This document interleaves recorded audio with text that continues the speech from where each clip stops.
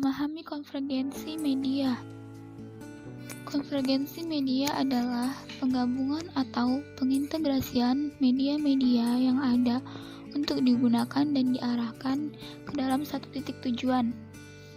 Konvergensi media biasanya merujuk pada perkembangan teknologi komunikasi digital yang dimungkinkan dengan adanya konvergensi jaringan.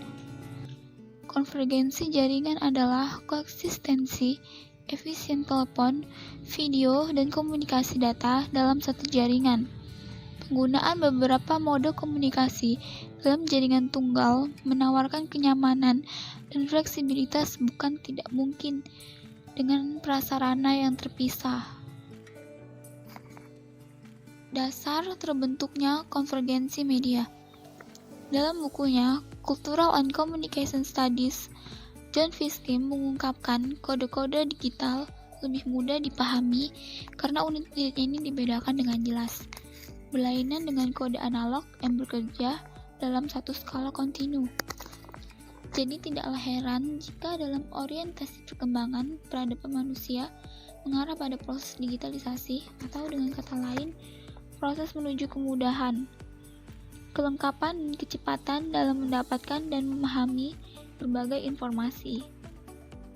Dari sisi bisnis, digitalisasi ini menjanjikan efisiensi biaya yang cukup signifikan dengan area cakupan yang lebih luas, kualitas pelayanan yang lebih baik, dan mampu melayani pengguna jasa media berdasarkan kebutuhan mereka. Namun yang jauh lebih penting adalah digitalisasi ini mampu mendesak kelahiran beragam kreativitas dalam penyajian konten sehingga area cakupan bisnis dapat lebih luas. Lalu berikutnya ada perkembangan konvergensi.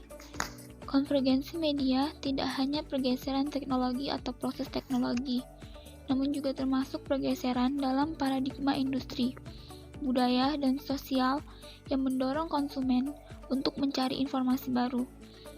Konvergensi media ini terjadi dengan melihat bagaimana individu berinteraksi dengan orang lain pada tingkat sosial dan menggunakan berbagai platform media untuk menciptakan pengalaman baru. Bentuk-bentuk baru media dan konten yang menghubungkan kita secara sosial dan tidak hanya kepada konsumen lain, tetapi untuk para produsen perusahaan media. Gerakan konvergensi media tumbuh secara khusus dari munculnya internet dan digitalisasi informasi.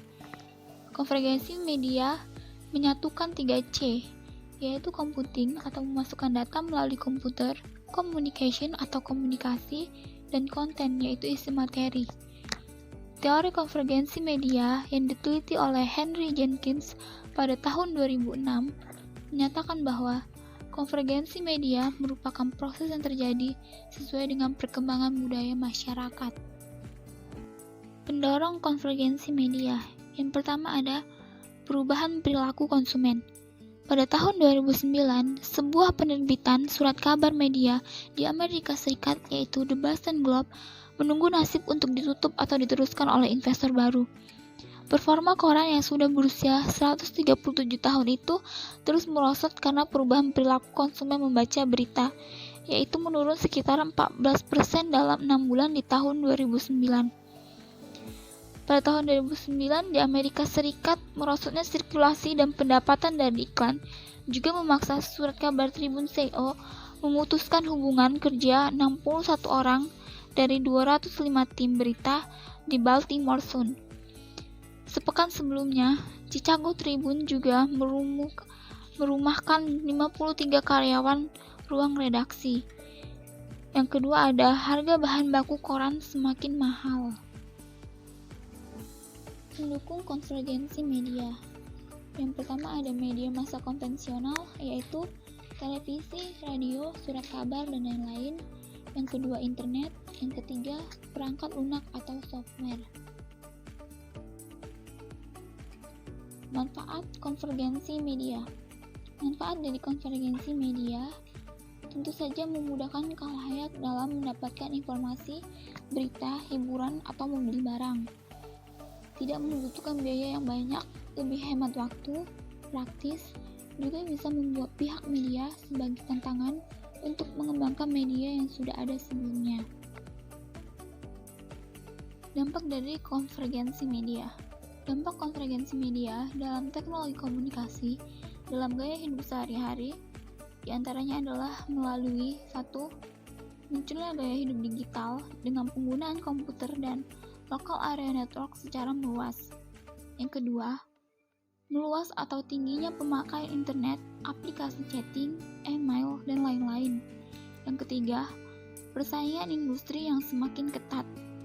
Yang keempat, terbiasa dengan sesuatu yang instan. Dan yang kelima, fenomena serba elektronik dan online. Berikut ini sikap positif dan negatif yang sering ditemukan pada remaja, khususnya siswa akibat dari konvergensi media. Yang pertama, ketika proses belajar mengajar sedang berlangsung di dalam kelas, sebagian siswa atau mahasiswa justru lebih sibuk dengan handphone mereka.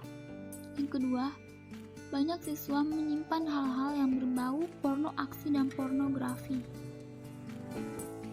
Yang ketiga, siswa dapat mencari materi dengan melakukan searching lewat handphone meskipun berada dalam lingkungan kelas saat jam pelajaran tanpa perlu ke laboratorium TIK.